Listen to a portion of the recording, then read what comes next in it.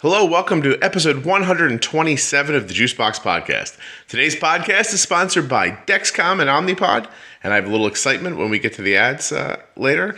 Dexcom is allowing me to now do the ads freeform, the way I do the Omnipod ads. So they'll be fun and exciting, and you'll hear a little more about, our experience with Dexcom in the ads, not just some red copy. So I'm excited about that. If you want to know more right now, you want to go to myomnipod.com/juicebox.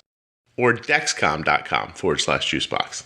Okay, before we talk about this episode, I have an announcement. It's pretty exciting. You may recall back in episode 118, it was with Colleen, and she shared her pregnancy struggles with us. Colleen was really great. She had a tough time getting pregnant, and she came on here and she spoke about it as a person with type 1 diabetes. She was really forthcoming, and it was a lot of great information. I'm just really excited to announce that after all of their struggles and determination to have a family, that Colleen has shared with me and now with you, that Evelyn Lucille Scott was born recently at the end of August. She was 7 pounds, 9 ounces, 21 and a quarter inches long. She's absolutely healthy, and I'm looking at some pictures here. A wonderful, beautiful baby. So congratulations, Colleen, for you and your family, from all of us here at the Juicebox Podcast. Isn't that great, guys? I'm excited. It's cool. It's like a show baby or something. Anyway, all right. Now, this episode is a different episode. This is episode 127, and it is called The Normal Floor. I've taken up enough of your time at the beginning of the podcast here. I'm not going to bother telling you what this one's about, although I do want to tell you the person I'm interviewing, her name is Christina, and I realized that the episode a couple weeks ago was also with a Christina. This is not the same person, so please don't become confused. All right, instead of explaining what this episode's about, just enjoy it. It's called The Normal Floor. The music will start now, and soon enough, you'll understand why it's another one of my favorite episodes.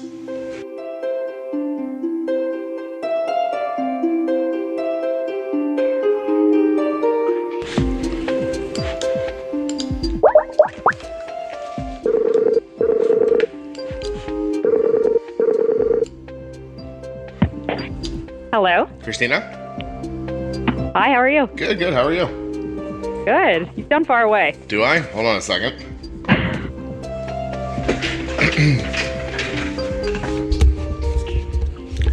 Do I sound any closer now? A little bit. I think it's just the headphone thing is super weird for me. I don't know. Maybe I should take one of my ears off or something. You could do that, but you there's nothing coming out of the speaker, so... No, nothing is coming out of the speaker. I can try to bump my voice for you a little bit if that helps you. How do I sound to you? You're great. Do you have a volume on your side by any chance? I took it off because my husband had something attached. Listen. Should I go grab it and see if that helps? I mean, can you just try, you're on a computer, right? Oh, no, wait. Hold on, let me just... Oh, it's just my volume. Just push the volume up. Okay, there we go. That worked. I think you I do feel weird. I think I need to have one ear off because I feel like otherwise I just hear myself. You can take your pants off if you want. I don't care. I can't see you. Do whatever you want. Hey, I think I'm fine. Okay. If it's disconcerting to you, we can just chat for a little bit before we start if it helps you get used to it. No, I think I'm just going to do one ear and then the other one. You just pull the old-timey radio thing and do that. I have stuffed animals piled up above the microphone because Basil is snoring next so close to me. I thought I'm trying to... I know, I'm kind of wondering if my dog will realize I'm home and then come over and then you'll hear click, click, click, click, click, like all across the floor. We'll figure it out. It'll be great. Don't worry. There's no big lead up to this, so I just usually start talking. It's you'll just kind of introduce yourself any way you want to be known, and we'll just go and find the path for the conversation, and it'll reveal itself. It always does. Okay, cool. Just go ahead and introduce yourself. All right. My name is Christina. I am Klayton's mom. Klayton was diagnosed with type 1 when he was 2.5, and he just turned 4 years old. For a year and a half now, you've been with diabetes. Yes. Okay. Any previous endo stuff in the family?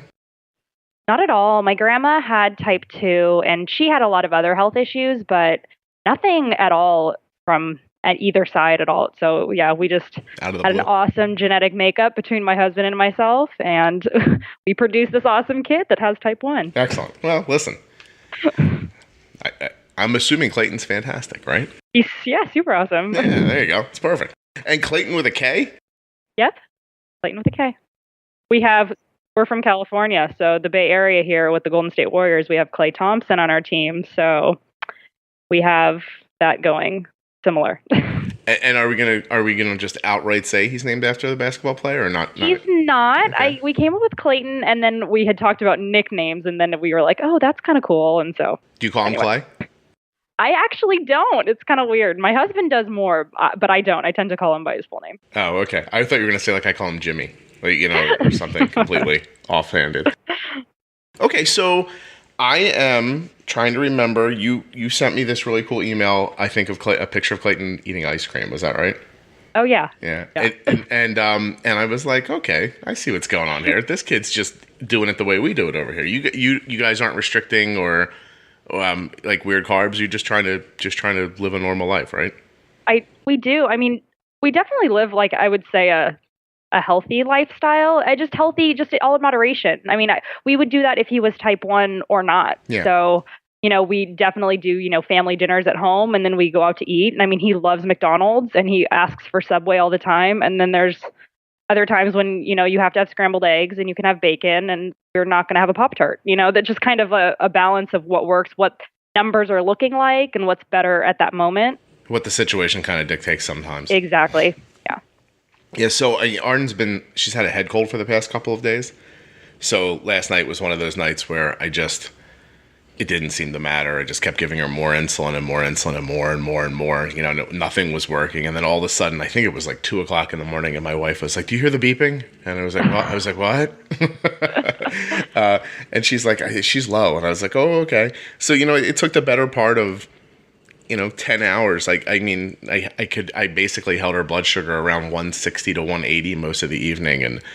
And I just knew one day, one moment it was going to just go. And then it did. Yeah. And now she's at school now. I think she ate lunch probably about a half an hour ago. Her blood sugar's 95. So I found a way to get it back. And trust me, there's some crazy carbs in her lunch today. I actually gave her fruit snacks, bagel, chips, carrots, grapes, Juicebox.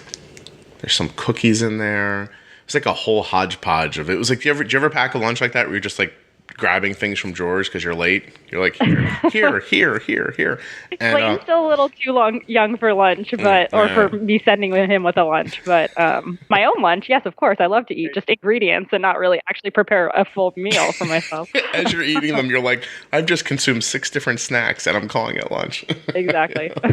But no, I think that's cool because there's certain kind of like sections of the diabetes sort of population who thinks, lower carb, and I've been never to my face yelled at, but I've heard through the grapevine that I take some junk over the internet sometimes for giving my kid carbs and or letting her, eat pasta or bread or things like that. But I don't pay any attention to that. And I think I found a way to understand the insulin in a way that allows it to work. So yeah, when I hear about the lunches that you give her, I'm like, I want to be able to do that. That's what makes me excited. I want to be able to do that.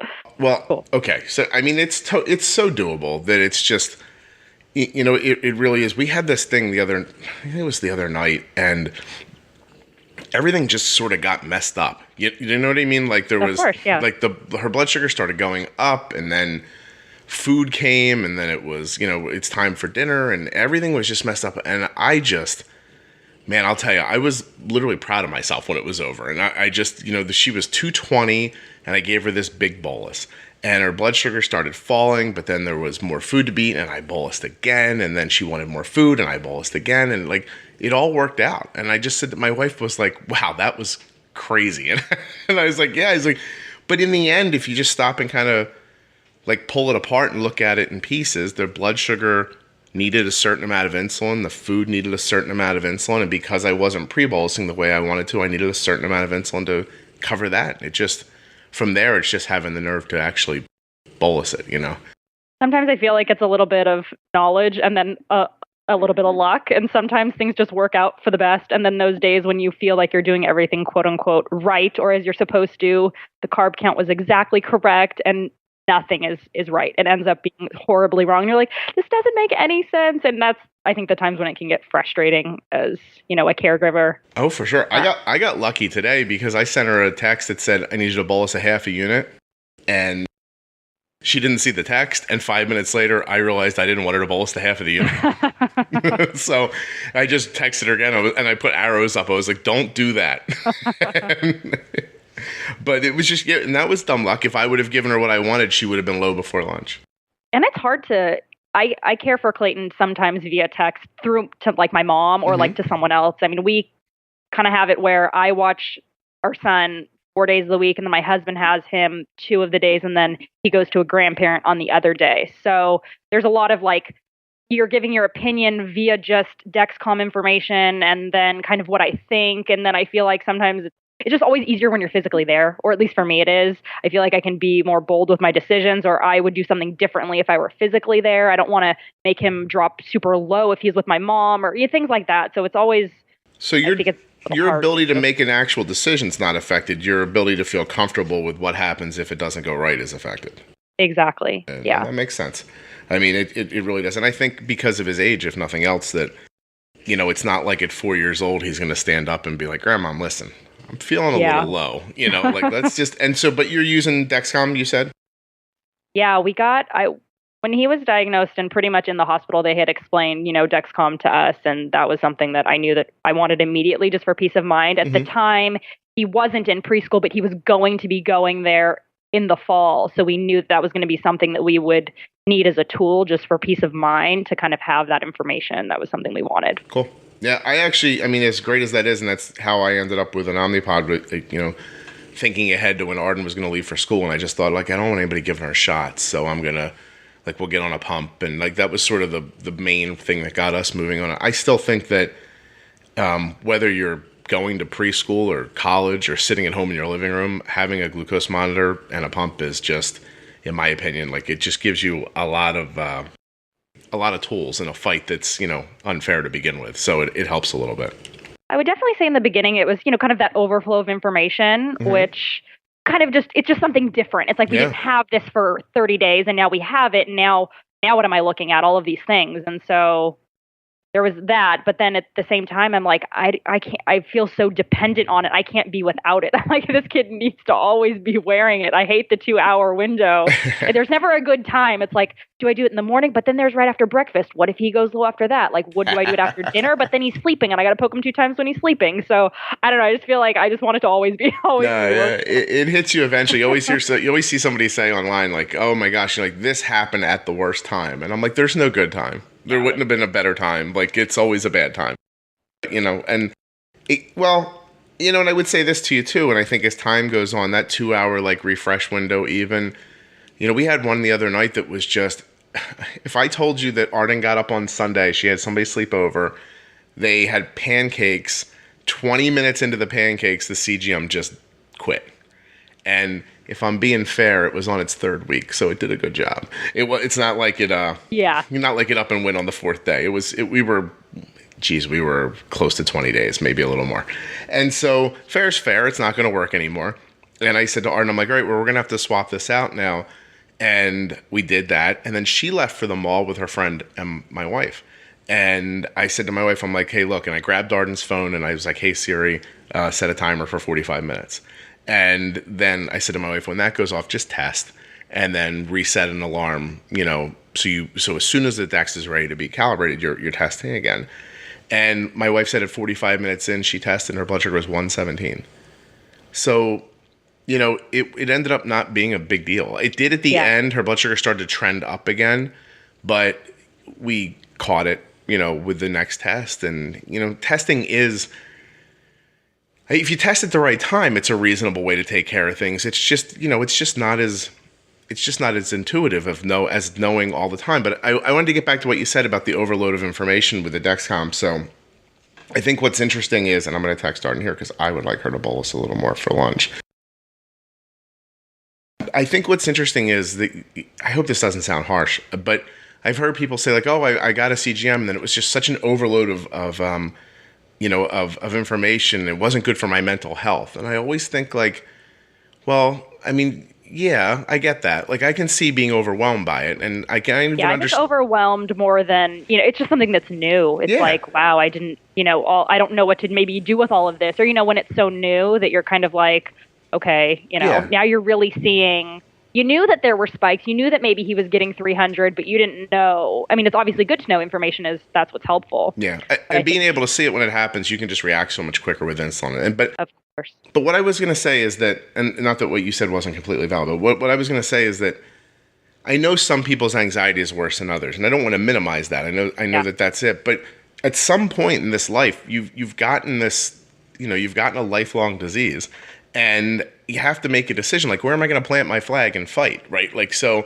if the anxiety of having the information is too much for me, you're probably trading, a blindfold for some sort of serious issue down the road.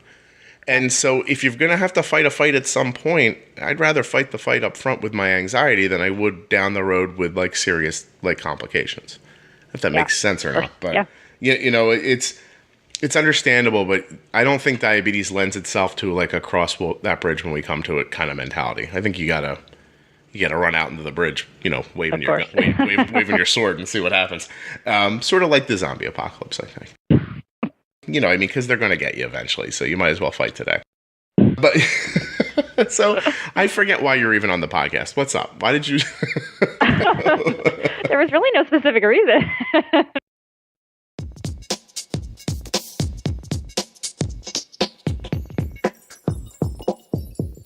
I'm incredibly excited today to tell you about Dexcom. Now, Dexcom is a continuous glucose monitor, and those are a lot of big words. I don't know if you know what that means or not. I'm going to tell you. Do you know what your blood sugar is right now? Do you have type 1 diabetes? Do you know what your blood sugar is right now? Do you have a child with type 1 diabetes who's in the next room or at school? Do you know what their blood sugar is right now? I know what my daughter's blood sugar is. It's 115, and it's nice and steady. It's been steady for the last 3 hours and kind of moving just gently between 90 and 115. How do I know that? I'm looking at an app on my iPhone. Now, if I had an Android phone, I could also look at an app there too. So I'm looking at my daughter's blood sugar from across town while she's at school. That's called the Dexcom Share.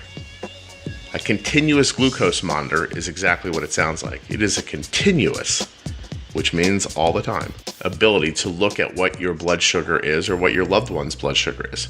Being able to see a blood sugar when it's moving and react to it, being able to react like that, that's the key to keeping your blood sugar where you want it. That's why her blood sugar is at 115 right now. It's why Arden's A1C has been between 5.6 and 6.2 for almost 4 years. Because we get a small announcement from the Dexcom, hey, your blood sugar's on the way up, and we're able to just bump it back down again.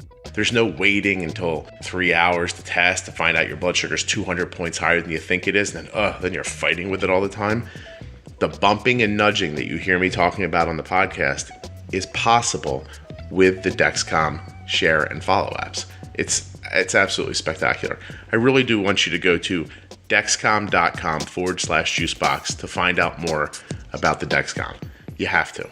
Don't confuse it with any other continuous glucose monitor in the world. Dexcom is the absolute best. Dexcom.com/juicebox.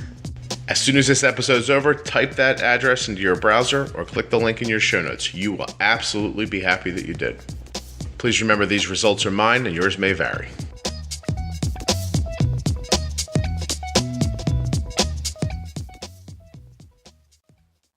I forget what it's like to be with a toddler with diabetes. Are you home those 4 days pretty solid with him? Yeah, I am. So 2 of the days, let's see. Well, just overall, yes, I am. So, toddler, let's see. Maybe we can go back to like diagnosis. Talk about that? You tell me what you want to talk about. I'm talking about it with you. So was it a regular old diagnosis, or did you get like a funky one on vacation, or did you get the bad doctor diagnosis? Which one did you get? We actually had a really good doctor experience overall, just with doctors and then being at the hospital. But no, Klayton actually just had a cold, so typical, just regular old cold. Mm-hmm. He's kind of the type of kid where like things don't get me down. Like I'll wipe my snot on my sleeve and I'll just kind of go about my day, kind of a thing. So that was kind of how he had been for about a week. We were actually living with my parents at the time because we were doing some work on our house, and so my dad had made a comment like, I don't know, he seems like he's drinking a lot of water, don't you think? And I'm, the kid's 2.5. So I'm like, I'm a proud parent. I'm like, he's hydrating. This is wonderful. This is so good. What do you mean that's a bad thing? Dad, when you grew up, it was just take a handful of water at the hose. But nowadays, we hydrate. And let me show you my $70 water bottle that I carry with me.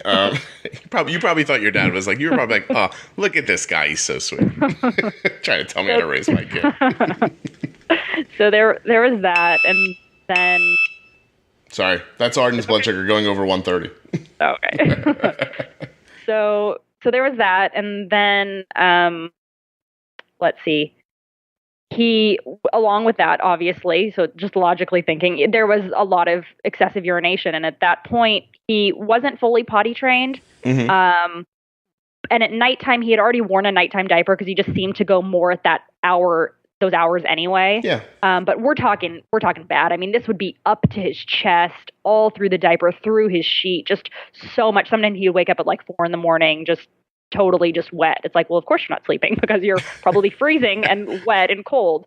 So we just kind of attributed that. Okay, got a cold. Once the cold goes away, he won't be drinking so much, and then he won't be wetting the bed so much. So it was just a very logical, regular cold. That's kind of how we took it. Mm-hmm.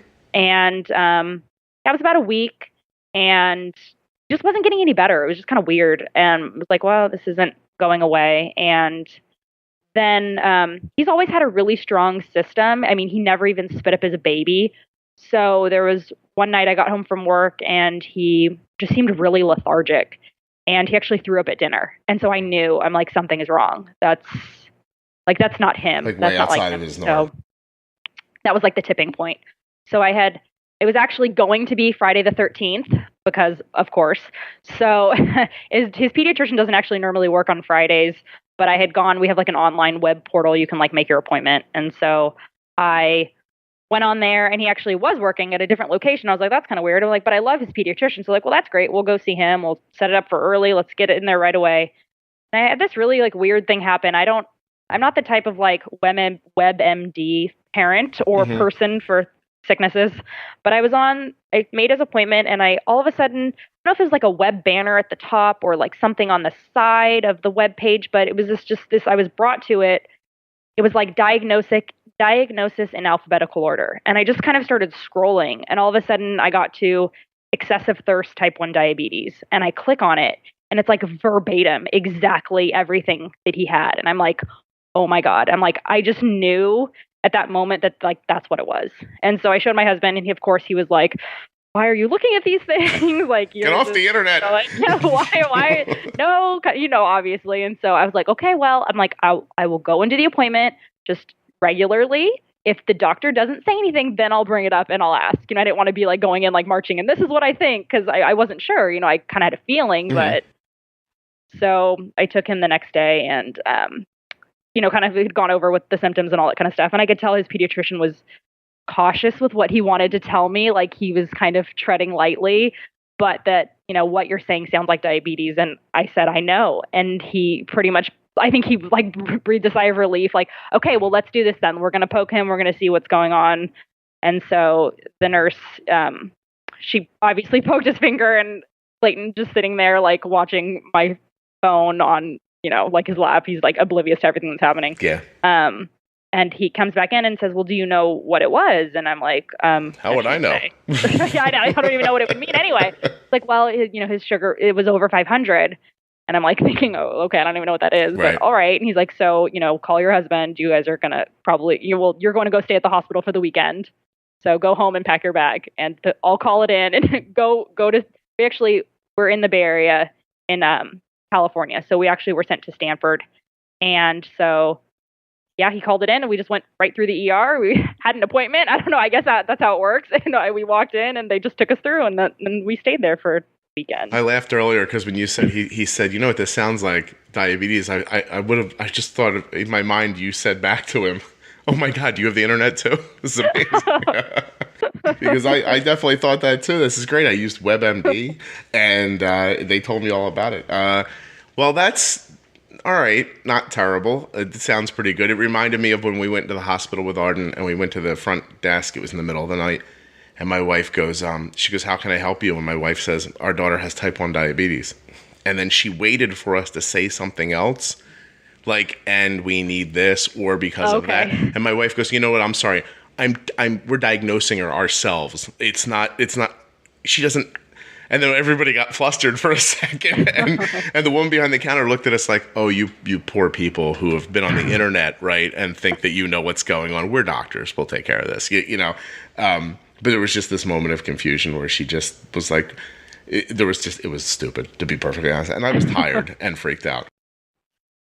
Well, okay. So now, did you leave the hospital you said they started talking about Dexcom pretty soon. Yeah. So we were admitted through the ER. We stayed there until, I don't know, whatever. And then they brought us to the PICU, and then we were there for, I don't know, what felt like forever, because that was the hardest part, you know, while they forced him. I didn't know. They're like, okay, now he needs to fast. And you're like, excuse me, the poor kid's asking me for water, and why can't he have something? And you're telling a 2.5-year-old, I'm sorry, sweetie, as he's like plugged into the IVs and has no idea what's going on. That was a hard part. But so eventually I call it the normal floor. I don't even know what the normal floor is. But once we got moved to that floor where we just started the education, and he was in his, you know, own room and all of that kind of stuff. We learned, you know, we got his chart, you know, his insulin to carb ratio and his all that kind of stuff. And one from here, add it together. And here's how to load a syringe. And they taught us on syringes. I wish they would have done the whole pen thing at the hospital. Right. But you know, it's okay. I understand they want you to know how to use the needles. Well, also too, if your insurance won't cover the pens, I don't think they want to show you a world that you're not allowed to be into. You know, that's a good point. Yeah. So let me just make a note here, because I'm going to call this episode the normal floor. There we go. That's perfect. Thank you. Okay. So they started with the needles. Did you have to give it into a towel or a banana or something like that at first to teach yourself how to do it? I think it was like, I'll show you once. Here, you do it now. And it's like, okay. They just let you jab the kid right away, huh? Exactly. Yeah. They were like, yeah, you need to do this. That's pretty much how it was. I think I had to inject. To be honest, we wanted to get out. It's like, I'm like, when can we leave? We don't want to be here anymore. Like, how many more people? Like I said, because at Stanford, there's a lot of doctors and people coming through. I mean, I don't know if it's like a teaching facility or whatever, but I mean, we'd get like 6 people at once coming through. You kind of feel like a little test. Like, okay. Even on the normal floor? Yeah, on the normal floor, yeah. That's fantastic. I love that you said that, by the way. I don't know what it means either, because there's PICU, there's NICU, there's cardiac, there's heart, and then there's where everyone else is. Well, they don't call it anything. Everyone else goes to the normal floor. That's what it is. You're fantastic. Seriously, you're delightful. If your husband ever falls off a cliff, and my wife does too, I'm calling you. That was just the most delightful thing anyone's ever said is the normal floor, I think. So, okay, so you got out of there, you pushed him to get out of there pretty quickly? Well, I mean, I just wanted to. I don't think they let us out any earlier. They weren't listening to you at all? Not at all. If you believe me, there were moments when my husband's like, you need to be nicer to her. She's just the nurse. I'm like, well, I didn't even think I had attitude with her, but you know, you're fighting for your kids. So, you know, if something's not making sense or whatever, you're going to kind of have your tone. And I already have a tone anyway. Do you think that your like nerves or fear, do you think that's how it came out of you a little bit? Probably. Yeah. Yeah. Yeah, I think there were like 2 moments when I cried. I think once was in his pediatrician's office when he said, call your husband. And I just like started to cry. Just because I felt bad for Klayton. I just, you know, I knew there was going to be something different for him. Obviously, I didn't know exactly what at the time. But there was that moment. And then the moment when he was kind of like begging to me to get him something, you know. Yeah, when he wanted the food in the hospital. And other than that, it was pretty much like, this is what it is. We need to learn what we have to do. And then we need to just power forward because this is life. So what's your finding been in the last 18 months? Is Klayton's life the big different thing that you thought it was going to be or not really? Not really. Yeah. No, not really too much. I was actually the doctors and Stanford, they really wanted him on the pump immediately. And I was pretty much like, whoa. Like, hold on a second. We just got all this going on. Right. It was just, to be honest, the vanity kicks in, and the idea of my kid having tubes made me feel like he was sick. And I just didn't want that. Like, it was just not something that was like, I just didn't even want to deal with that. I'm totally putting the ad for the Omnipod right here. Sounds great. Yeah, go ahead. And we were fine. Actually, Klayton didn't fight shots. I'm not saying he was fine because I'm sure he wasn't fine with it, but it's not like he was running away, crying, screaming every time we needed to do it. Right. So there was that. But at the same time, because he was so young, we couldn't, they did want us to pre-bolus, even with shots.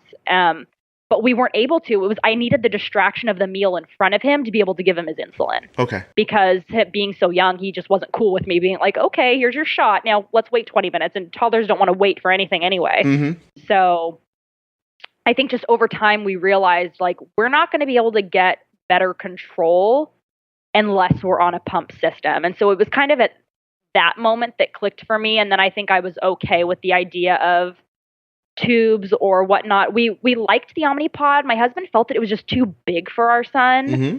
But when we went to clinic, like, we kind of saw the test one and we're like, oh, maybe it's not. Like, maybe it'll be fine. And then my husband was like, I don't want to have, I want him on the Omnipod. Like, this is the one I want him to have. Oh, was that the one you went with?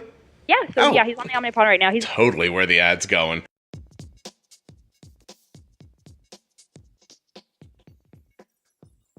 Omnipod, baby. We're going to talk about the best insulin pump in the world, and we're going to talk about it in simple terms today. You have a car? You ever need gas? You did, right? You went to the gas station. Maybe you got out, you took the little hose, you stuck it in the side of the car, you squeezed the thing, and the gas went in the car. Maybe somebody pumped it for you. Maybe you live in New Jersey. Anyway, New Jersey pumps gas. They don't let you pump it. That's the point there. Nevertheless, can you imagine if you could only drive as far as that hose went? If you were always stuck to that gas pump? If you couldn't get away from it, no matter what? And if you did, if you said, oh, I have to go a little farther than this hose will reach, I'm going to have to disconnect from this hose. You're going to drive away and run out of gas. Then what? Is that what you want to do? Do you want to be driving around stuck to a gas pump your whole life? You do not. That would be silly. It would actually be patently ridiculous. Now, maybe there was a time in the past when that was all the technology would allow you to do, is be attached to your gas pump while you were driving around. But that's not today. Today, technology exists that's better. Tubeless insulin pumps, for instance, are way better than tubed insulin pumps, in my opinion, because you're not attached to something else. Why do I want to be attached to something? Just so I can get my insulin. Why do I want to have to unattach from it to take a shower or go swimming or play a sport? I don't want to do that. You need your insulin. You need it all the time. You don't need it most of the time. You don't need it some of the time. You need it constantly. I do not want you to feel attached. I want you to go to myomnipod.com/juicebox and find out what freedom feels like. I absolutely love Omnipod, and I think you will too. When you said you thought it looked bigger at first, was that online? Yeah, maybe just on pictures of kids or maybe on a picture of an adult and like, well, Klayton's so tiny, he's, 3, or whatever, like how is this going to fit on his body? And we knew that, and then actually I think that maybe we cut out a little like test size one, or like we saw the size of what it would be and kind of put it on him, and we realized that it's pretty much the same size as the Dexcom overall. Yep. I know that the pod itself is bigger, but like the tape on the Dexcom takes up the big real estate. So in that regard, it's kind of the same. No, I know what you mean. The kind of circumference of the entirety of where it's touching you is pretty much similar of the two things. Yeah. I agree with you. That's really good. Well, good for you. You thought your way through it, got through some of your fears. And have you found it so far? So 6 months, are you getting finer control? Are you able to start pre-bolusing and make adjustments and things like that? I would say like the first, in the beginning, our numbers were worse. And I was really upset that it's like, things are supposed to be better. Why is it not going better? So there was that, probably those moments in the beginning. And then things started to get better. Yep. And then we were able to really start to pre-bolus. I think around probably that time is when I found podcasts. So hearing about, pre-bolusing and all of that kind of stuff. And I had already known the term, but I mean, just maybe the importance of it, hearing people talk about it. Mm-hmm. So, and we're really, we're able to use the iPad as a distraction. So we're really able to pre-bolus pretty well for, I would say, meals. It's snacks that are like nearly impossible. Like I said, toddlers don't want to wait. It's very hard for him to be like, oh, I'm hungry, I want a snack. And then, okay, can you please wait 20 minutes? So there's a lot of times where I can't really get control of that. But then there's also times where he has snacks that don't really have carbs. Like, well, then maybe you can have cheese and, salami or something like that. So we try to balance it out. Yeah, let's talk about that for a second. So when you have a snack come up and it seems immediate and you have trouble telling him like you need to wait, right? So do you see a high or a spike after that? Yeah, for sure. And so do you end up correcting afterwards for the spike?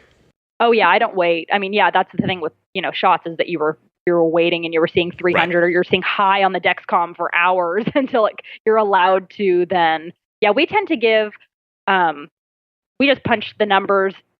We definitely test him before every meal and then when we feel necessary in terms of finger pokes. But I'll definitely use the Dexcom to punch in the number, see what the Omnipod, his PDM says, and if it suggests to give. I really have a struggle, though, I would say, with IOB.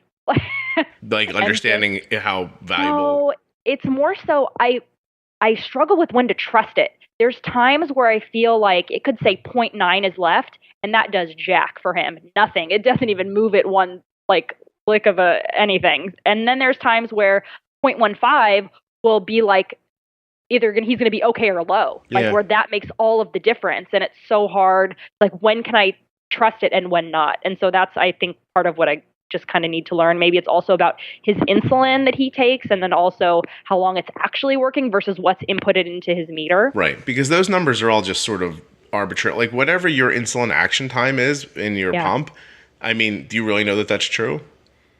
No. And that's how the insulin on board decision's being made. So I would say this. Insulin on board, blah, blah, blah, whatever. What I would trust is your knowledge of your son. So if I knew, and this is a good place to say this right here, right, Christina? Nothing you hear on the Juicebox podcast should be considered advice, medical or otherwise. But if I was going to have to give a snack in a moment when I didn't think I didn't have time to pre-bolus the food, and then I knew later it was probably going to go up, and and I saw after, had a bunch of experiences. Let's say it's a certain snack. The snack calls for a unit of insulin, but later I'm giving another unit to fix a high. In my mind, I just put the 2 units in and then let him eat the snack. Yeah. Because then that extra insulin can fight. How do I explain this? So when you pre-bolus, you're giving the insulin a head start on the food. But when you don't pre-bolus, the food gets a head start on the insulin. But if you put in so much insulin that it can knock down the head start, then you sort of end up back at even again. Yeah. That makes a lot of sense. And I think that's just part of just, time. Being bold, right? And just kind of making it, those, you're kind of guessing, right? Those just decisions on if I'm going to do double the amount or 1.5 times or whatever you're going to decide to do, and then just hope that it works. And if it doesn't, then for next time. That's just kind of how. Well, yes and no, right? You're guessing. You're guessing in a loose term of guessing. But here, look, I've been married for 20 years. If my wife asks me to do something and I don't do it, she gets mad at me later. If she asks me to do something and I willfully in my head decide I'm not going to do that, I know she's going to be mad at me later. Am I guessing? Or am I guessing that she's going to be mad at me later? Or have I lived through it enough times where I'm pretty sure I'm right? And so that's sort of how, when I talked about earlier, and I was kind of loose about the details of it, but Arden had a raised blood sugar before a meal, and I gave her the insulin for the raised blood sugar, the insulin for the food she was eating, and extra amount of insulin because I wasn't pre-bolusing correctly. And it all worked out fine because I've lived through that situation enough to know that this amount of insulin will take care of this high blood sugar, this amount of insulin is going to take care of that food, and not pre-bolusing correctly is going to cause her blood sugar to want to go up 150 or 200 points, and this is the amount of insulin that needs to take care of that, and just boom, push it all in now, and it all works. Yeah. And now, again, I always say this, without a Dexcom, I'm not nearly that bold, right? Of course. Yeah, and so, but being able to say, I'd much rather see her be 67 2 hours from now than 267, that I'm comfortable saying. You know what I mean? Battling highs. I was doing it yesterday, and we kind of have like a, I don't know, maybe like a cold that was on the tail end. I don't know, something was happening. It was But you just bolus. You just kept going, right? Do you use temp basals to try to bring the highs down too? I do use temp basal, and also, I don't know if it's because I've heard you talk about you use percentages, like 75% or whatever more. I don't know, maybe because he's so tiny. His basal rate is only either 0.05 to 0.15. So we can't do a percentage of that, right? I can't really do. So I normally have to just do it as 0.1 or no, that's fine. Yeah, there's a setting in the PDM. You can either make those temp basal decisions by percent or by unit, I think. And so I wasn't sure if the Omnipod could go that tiny in a percent. Could I do a 20% increase? Of a 0.5? Yeah, it can't. I don't think it can. Yeah, exactly. And actually, one of Arden's basals right now is like 1.10 an hour, and so there's certain percentages of it can't split up correctly. Yeah. So I've considered recently changing it from percent to the other, but in the end, it's, in the end, I think adding basal and bolus sometimes as a combination just works better on a high blood sugar. Yeah. And God knows, I don't know why, obviously, because I'm just a guy doing a podcast, but it seems to work. I mean, I've seen it work enough times to know that I would, let's say I was going to bolus 4 units to bring a high down, I know that I'd much rather double her 1 unit an hour basal rate to 2 units an hour and bolus 4 units. And somehow there's still 5 units going in, but it seems to work better. And I think that if you stop and think about it, your body and my body probably excretes a certain amount of basal insulin to keep, our body functions, keeping us level. And then when we eat foods that are, easier on us than some others, I'm sure that our basal probably is adjusted by our body as well. So just because normally between 2 and 4 in the afternoon, a 0.5 basal rate works doesn't mean it's going to work. I don't know, after, some sort of, stress or a bagel or something weird. You know what I mean? Yeah, you might just need more. Yeah, I tend to have a lot of, sometimes when I can't get the basals right, or I feel it's a basal issue, because sometimes after his lunch, he takes a pretty long nap that kind of runs into dinner. Mm-hmm. That sounds amazing, a lot of times, oh, I'm sorry, what? That sounds like you mean I could take a nap after lunch that would go right into dinner? That'd be amazing. Your kid is like the luckiest person. Sometimes it's almost a 3-hour nap. I seriously hope it never goes away, and I'm fearing it's almost gone. I didn't mean to cut you off, but let's all think about what a 3-hour afternoon nap would be like. That's delightful. Okay, and he's so cranky sometimes when he gets up. I really don't understand. He's ungrateful. He's ungrateful, Christina. That's what it is. If he knew better, he'd be much more grateful. Trust me, 20 years from now, he'd appreciate that afternoon nap. I'll remind him of that. Yeah, I'm sure he'll care what you think. So there's times where, we have lunch and it seems, maybe it has a spike, it comes down and it's fine. And then all of a sudden while he's napping, it's rising and it's going, mm-hmm. and it's way up and it's going crazy. So it's like enough time has passed where I don't really think that it was the food, but is it the basal? I don't know. It seems like then the basal would have to be so much higher, or maybe it was the type of food that's just affecting him later. Like I tend to have that struggle sometimes also with dinner as well. Well, I would say, in the situation of the nap, it's, the possibilities are so endless about why his blood sugar could be going up. I would just give him insulin, and yeah, we do. And so, that's the thing is that sometimes, so the being bold, sometimes I just automatically give double because it's on the rise and mm-hmm. I know that it's just not gonna, I've done the whole, okay, I'll give 0.5 because that's what it says. Right. Then I'm in there 20 minutes later giving another 0.3 or whatever. And then I'm just doing that for hours and hoping that we can at least get it down before dinner, because then I just have to feed him again. So you were like my proudest disciple. I was going to tear up when you said that. I was like, that's amazing. That's exactly what you need to do. So, and it's simple. It's a simple idea. The blood sugar is already going up. As great as the Dexcom is, it's still behind actual time in your body, right? So if it says 132 diagonal up, it's likely if you tested, your blood sugar might be higher than that. It's at least got a head start on you, and now the insulin could take what? I mean, in everybody's different, but the insulin could take 15, 20 minutes, a half an hour to really start working on you.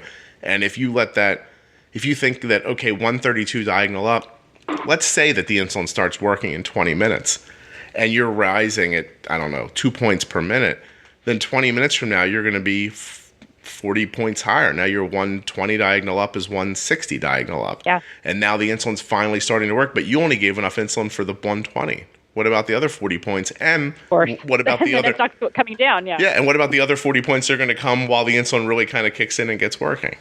Please. We should stop the podcast right here. And it's not going to be called the normal floor. It's going to be called Christine's Fabulous. Christina is fabulous. That's what this podcast is now called. That's awesome. I love all of those options. I'm taking a drink. Hold on a second. I'm so damn proud at the moment. I don't really know what to do. So, it really is, I'm coming up on, yours will come out later, but I'm coming up on 100 episodes for the podcast. And this might end up being episode, 110 by the time it comes out. But I'm getting ready to sit down and sort of thoughtfully talk about what the podcast has been so far and what I'm hoping it's going to continue to do. And I'm going to go back and do what I think people will know. Basically, I'm going to do director's cuts of a few of the episodes that people talk about being the most beneficial for them. Oh, yeah. So I'm actually going to put a track on. I'm going to sit here by myself, listen to the podcast, and then talk over the podcast because you just love yourself that much. No. Well, that's true, but that's not why I'm doing it. I'm doing it because I've learned so much doing the podcast since the first time I put that out. Like, I almost want to hear. I don't think that advice back then is probably as good as it could be now. Yeah. But people go back to that. And of course, nothing's actually advice, Christina, because this is a podcast. Course, yeah. It's just You're just talking. Go talk to a doctor. Don't leave me out of it. But you know what I mean? Like, I'm like, that would be really interesting. I wonder what I've learned since I said what I said. You know what I mean? So, because this podcast has been, for all the really great notes and people like you who are like, oh my God, it's really helping me and all that stuff. I mean, I think the not so dirty little secret of the podcast is it's helping me as much as it's helping everybody else. Because I get to sit down once a week and thoughtfully just talk about this stuff and kind of rehash it. And even sometimes while I'm talking, I'll be like, oh, wow, that makes more sense today than it did when it was happening to me even. You know, so that's why it's been really valuable for me, I guess, at least. And, I'm actually going backwards in your podcast. I don't know. I mean, where I found it, I kind of just listened to the first or like the most recent episode. And then because you put them out so frequently, I kind of just listen to that one and then I go backwards. Am I getting stupider as you're listening? No, but I hear, ones that I'm excited to hear when I eventually get there. I don't want to go find them because I just want to go in order, but there's definitely ones that I'm excited to listen to once I finally come upon it. You've got to tell me 72 right now or something. Are you down to 70? You've got to tell me when you're done. I must have been terrible at it in the beginning. I really need to know. You'll have to email me. Yeah. Let me know. Like, wow, you were terrible at this in the beginning. And has your wife ever been on? She and I don't talk. It's enough. We've been together a long time. There's no reason for us to sit down and talk. Okay. No, it's one of those odd things that, like, we're married. We've known each other a really long time. She thinks I'm an idiot. Like, she's not going to listen to me. And so, no, we have a very kind of, I don't know, I guess I don't know how to put it. Our relationship is comical. She would just come on and make fun of me for an hour. So it just... that might be great for the listeners. Yeah, well, good for you guys. I would like to hear her point of view. That's why I asked. Her point of view is I'm an idiot and I'm getting lucky. That's there. I've filled it. I tell you, this is exactly what she's going to say. No, I don't know. It's one of those odd things that I don't want to risk getting into an argument with my wife about how I take care of my daughter's diabetes. Because she's as I said, my wife is a strong, bright woman who has her own thoughts. And trust me, if our roles were reversed, she'd be doing just as well with Arden's type 1 and probably doing things completely differently. You'd probably come on here and hear her tell you how frustrating it is for me to say things like, just give her another unit because I feel like that's the thing to do. Because she's a real type A person. She wants to know why. And I can relate. Yeah. I get that. But Christina, here's the real secret. I don't know why.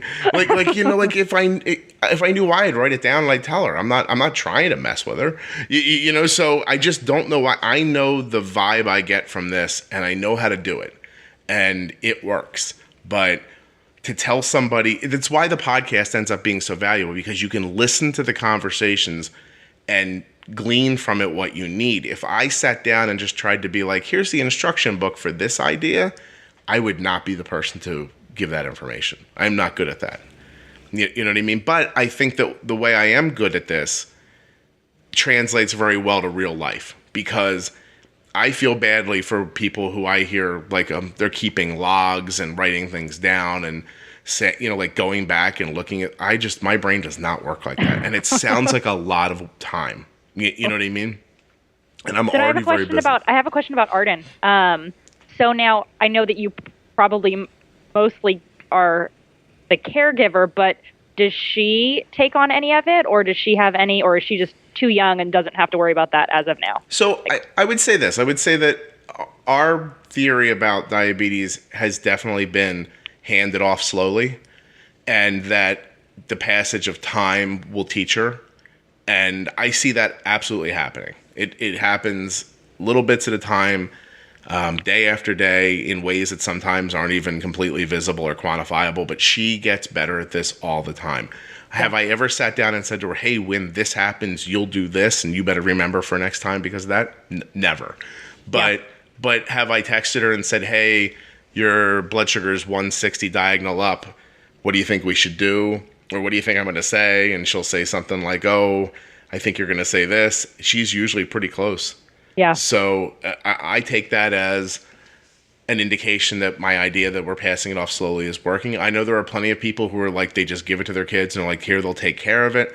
But for me, the difference between, like, listen, if your 12-year-old is managing their type 1 without a bunch of lows and has their A1C around 8, that's an amazing accomplishment. Like, it really, really is.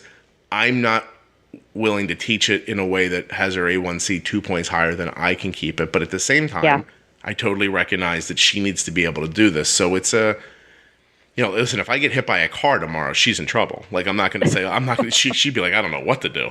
But I'm going on the idea that I'm at least healthy enough to live 5 more years, you got to think.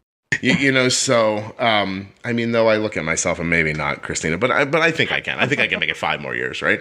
And so I think that, by the time she's in high school, and she's obviously not going to want me to be this involved, and I'm not going to want to be this involved, but I think she'll be mature enough to handle it. And when she's not, at least we'll still have this system of going back and forth. So, I guess everybody will think of it differently.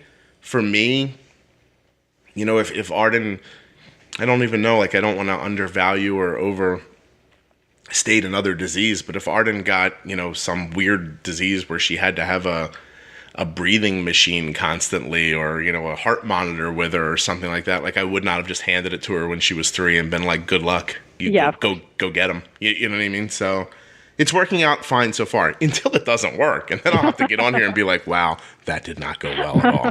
But for now, it seems like it's going about the way I imagine it should have. And, we'll see. It's puberty's. It's here. So that'll be fun. Things are going to in more ways sideways. Than one. Yeah, things are going to be totally sideways in a little bit. But then I'm just going to keep going the way we're going. And if she gets resistant to my involvement, maybe that is what will make her kind of speed up on her end. Like, I've just always been like that with my kids. It's, and my son just got his driver's license last week, and he couldn't park his car to save his life. He could drive it fine, right? He could drive on the highway. He could drive in traffic. He's completely fine. He got to a parking lot, and I was like, this is like the first time he's been in the car. And, and so he went and got his license, and he passed the test. And it was during the day at school, and he's a junior in high school, and he brought me home, and I said, just drop me off and go back to school. And he's like, really? And I'm like, yeah, just go. You'll be fine. And I got in the car with him yesterday, maybe 5 days removed from him getting his license, and we went somewhere. He's like, I'm going to drive. I'm like, great. And got in his car, and we drove, and he parked the car perfectly. And I was like, see, every moment I worried about whether or not he'd be able to park this car is wasted. You know what I mean? Like, you stop and think of all the things that people do. And, I used to have this friend whose kid was a little developmentally delayed with his speaking. And I remember saying to her one time, do you know any adults that don't speak? I was like, it'll be all right. You know what I mean? Like he'll figure it out. Like it's coming. Maybe it's not the day you wanted it to happen, but it's coming. And I don't know. I could be 100% wrong. I know people who have adult kids with type 1 who I don't think agree with what I'm doing. So, I think they think that it's here, it's yours, and go with it. But I would also say to them, if their kids are in their 20s, their kids were doing shots in a meter, and the expectations or even the ability to keep blood sugars this stable is not as prevalent as it is now. You know what I mean? I just wonder if because you have such good control the way, you're doing it for her, that once eventually that baton gets kind of passed, and if you see it not at the same level maybe you had it, is then that going to cause, you don't want to jump back in? Or at that point, do you just have to let it go and let her do her own thing? I think that's kind of part of that parent. Yeah. I think in my imagination, the way that would go would be, I assume she'd ask for assistance if she wanted it.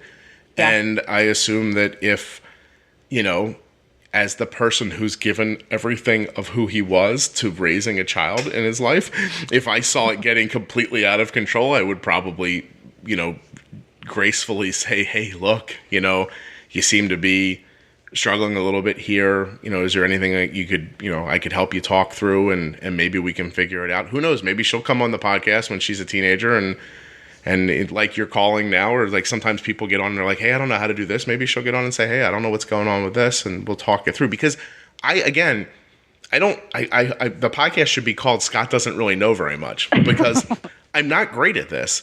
I've just been doing it a long time. You know what I mean? I was terrible at this when she was diagnosed. I was bad at it for years, really, really bad at it. And her outcomes were not great. And then all of a sudden one day, all the experiences just sort of added up to like a clarity. And it sounds completely trite and ridiculous, but it's like in that movie, The Matrix, which at this point my son's never actually seen and maybe most people don't know about. But there's that moment when Neo just stops those bullets in the air and he's like, oh my God, this is what the guy has been saying. And, and so I feel like that now. Like nothing happens with diabetes that throws me anymore. Yeah. And so everyone, the secret is that everyone who's not as far into it as I am, you're all going to get to this spot. But my goal with the podcast was to just get you there faster if that was possible. Yeah. That's encouraging. Yeah, it'll be fine. Or a car will hit you. I mean, whatever. Christina, listen, you're not in control of the world. Whatever happens, happens. I really think it's like, seriously, I think it's coming for everybody. But I think the real danger is that some people's path is longer and it's harder. And what you see when you look at the community in a whole is that some people blow a tire before they get to the end of the race and they pull over, and that's where they're stuck forever then. You know what I mean? Like, and I don't want people to get stuck at, any number of bad spots where, I didn't understand how insulin worked, or I didn't understand pre-bolusing. Like if I would have stopped moving forward the day before I understood pre-bolusing, Arden's A1C would be 9.5. Yeah. And so we kept going and kept learning, and hopefully I'll keep learning more stuff and I can keep coming back and sharing what I figured out. Until something better than podcasting comes out. But, Well, and hopefully, obviously, technology will just get better as time goes on, which will just be helpful for everyone. Yeah, I genuinely believe that too. And to be honest, this podcast is nothing more than a phone call. Like it really is. It's, I talk to a lot of people privately, and there was just this one day when I was like, wow, I bet you if other people could have heard what this person and I just said to each other, it would have been valuable for them. And then I was like, oh, how could that happen? Such a magical idea. And then all of a sudden I was like, hey, people are listening to this. This is cool.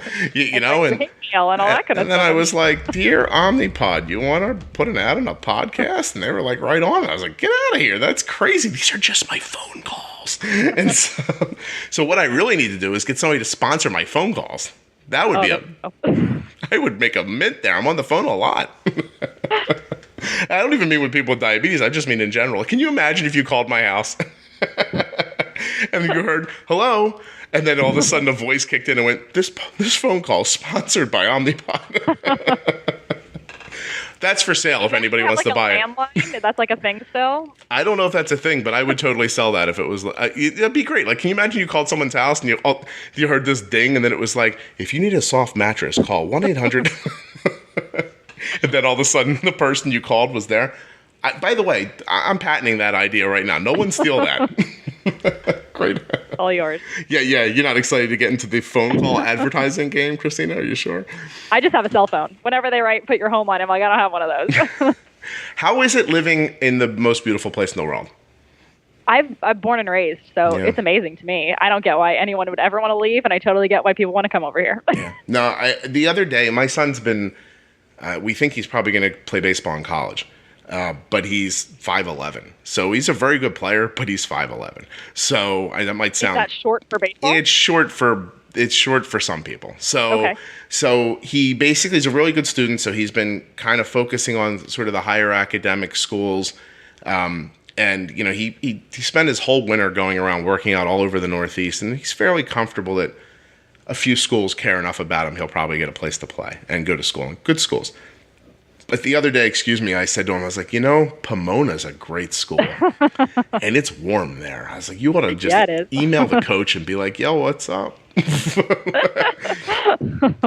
So And my wife will actually, if my son ends up going to college in California, my wife will kill me. I should not even put that in the podcast. She does not want him to go that far away, I don't think. But I just feel like, it's so, in my imagination, there's this tension in my spine that would go away if I lived somewhere warm. I don't know if that's true or not, but that's how I guess. I mean, when it's cold to me is like 55 and it's like freezing. Yeah, you got pants on and like a sweatshirt and everything. Oh, yeah. Lighting things on fire. So tell me a little bit about the breakdown between you and your husband. Does one of you have, is one of you more involved in the diabetes than the other one?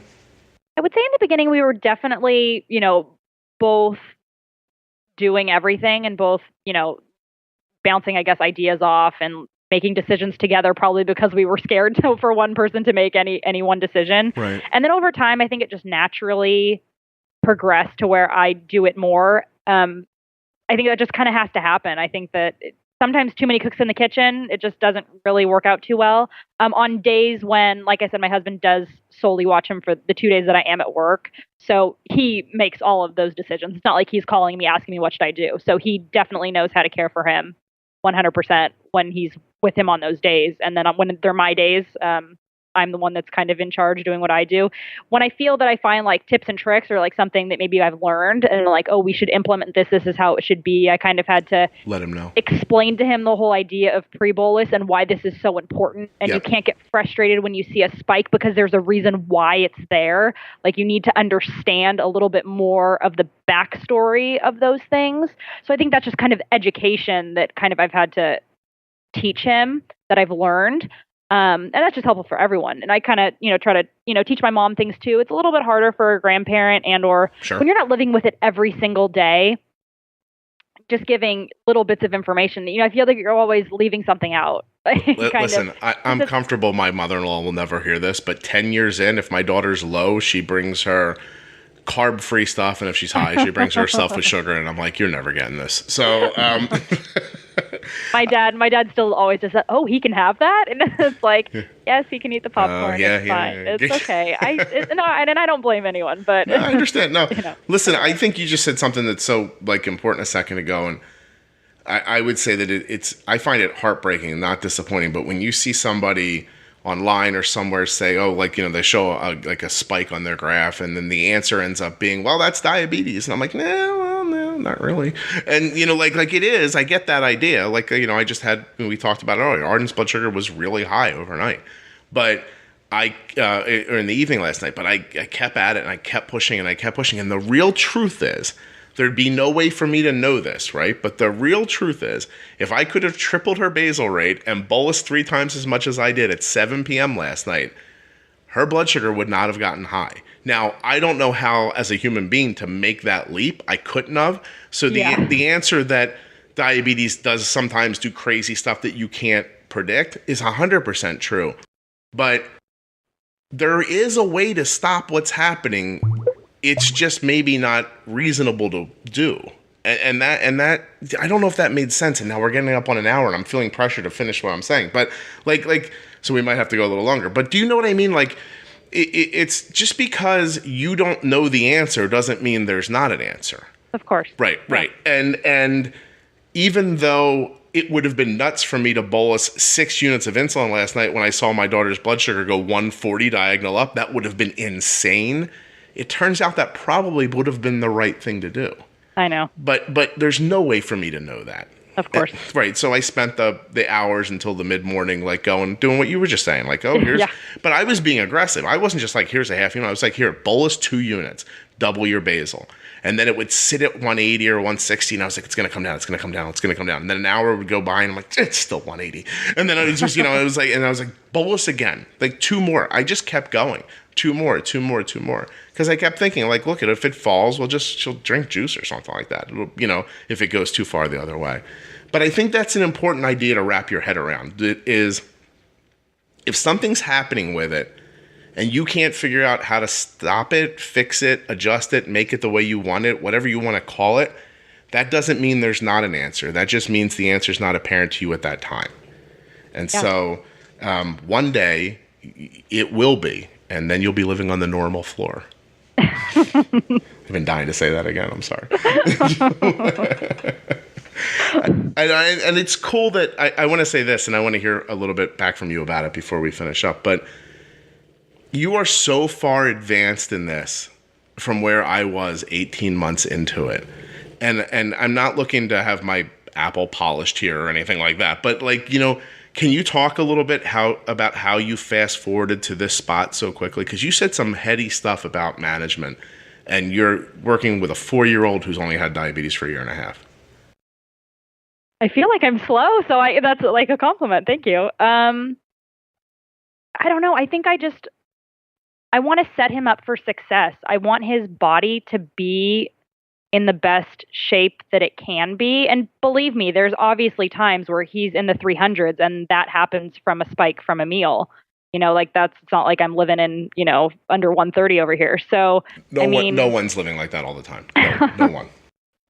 But I think I want to teach him that his body matters and that, we care enough about him to set him up for when it does switch over and he is the one that's taking care of himself, that he has learned those things and that he cares about himself enough. And I want him to be better at it than me. Mm-hmm.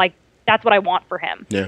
And I think just by teaching him just the things that we talk about diabetes a lot. I mean, it's definitely, he heard something on the radio yesterday, and obviously they just used the word diabetes. It wasn't about type 1, and it was like a Walgreens commercial or something like that, like, oh, diabetes. And Klayton says, I have that. And, he knows we're talking, oh, my ketones, and just the things that he knows. He's so, I feel like he's had to grow up a little bit more than an average 4-year-old. And the things that he knows and knows about his body, unfortunately, he's not able to really tell when he's low yet. So that's another struggle, I would say, in terms of, care in that regard. But yeah, I just hope for those things for him. I mean, that's just what I want for him. Well, I'll tell you what, your answer is heartwarming, but at the same point did not answer my question. But sorry. But here's why that's really cool, because that the reason that makes me feel great is because you are so much more advanced than I was 9 years ago or 8.5 years ago when I was the same point you are, and you don't know how, which means that the information in the world and the technology that's available is that much better. That you still feel probably as lost as I did at 18, but you're not. You're nowhere near that. So the process is going to be the process, is what this is teaching me, no matter what. But the health and the day-to-day living is so much better than it was back then, and probably will continue to be. 10 years from now, your son will be 14, and you'll be telling a story about how he's had diabetes for 12 years, like I am, and then somebody else will come along, and it'll taken them 6 weeks to figure this all out, and and they'll have their artificial pancreas on, and it'll work great, and it's just very encouraging. Your answer was at the same time completely not valuable to the question, but really, really, really valuable as a message, I think. So. I guess it's not about me. It's just about him. I know. No, absolutely. But I find it amazingly encouraging that you don't know how well you're doing, which is odd. By the way, you should know how well you're doing. You're doing fantastic. I actually get really excited to go to his clinic appointments because it's like I want to see the A1C go down. I want to know that what we're doing You are type A, aren't you? Good or better. It kind of makes me excited to go. And even if it's not, even if it goes up 0.1 or whatever, okay, well, what can we do to make it better? You're making me think about, I just interviewed somebody recently whose second child was diagnosed, and they were excited because they had diabetes like their brother.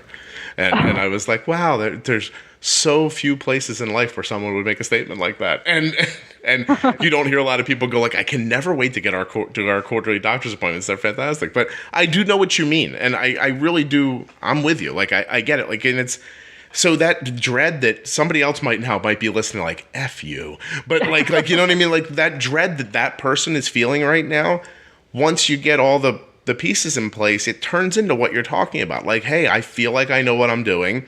I feel like I've made good steps over the last 3 months. And now let me find out if it worked out the way I thought.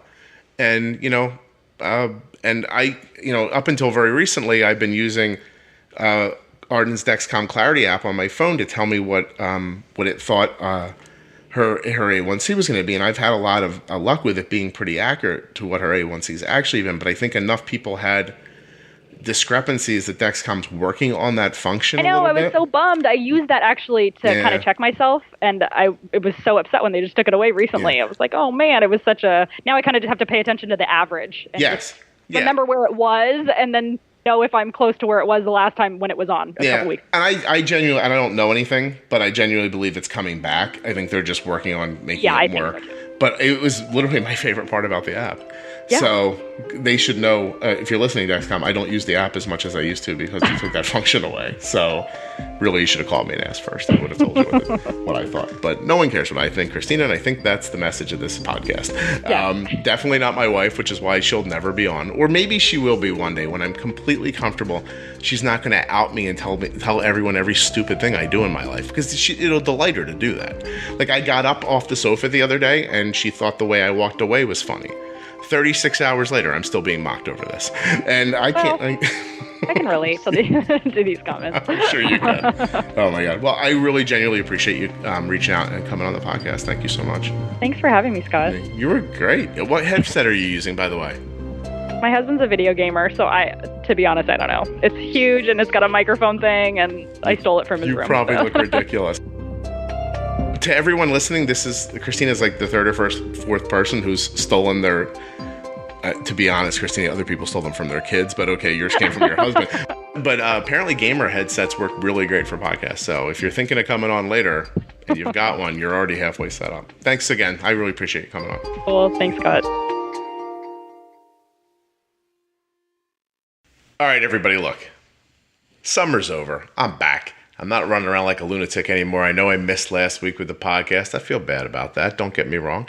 But I was with my son and some college visits. I just did not have the time to get one up. I hope you enjoyed this one. They're going to be coming every week after this all year long. 2017, Year of the Diabetes Podcast. Please, please, please reach out and say hello. Find me on Facebook, on Twitter, at Arden's Day or at Juicebox Podcast. I'm on Instagram also. And if you're really enjoying the podcast, you can do two things that would be amazing. You could tell a friend, help the podcast grow, and you could leave a review. You know, like a really positive statement of how much you love it wherever you listen. Maybe you listen on iTunes. That'd be a great place to leave a review. Maybe you listen on Stitcher, Google Play. I don't know where you're doing it, but wherever you're doing it, if there's an ability to review it, do it.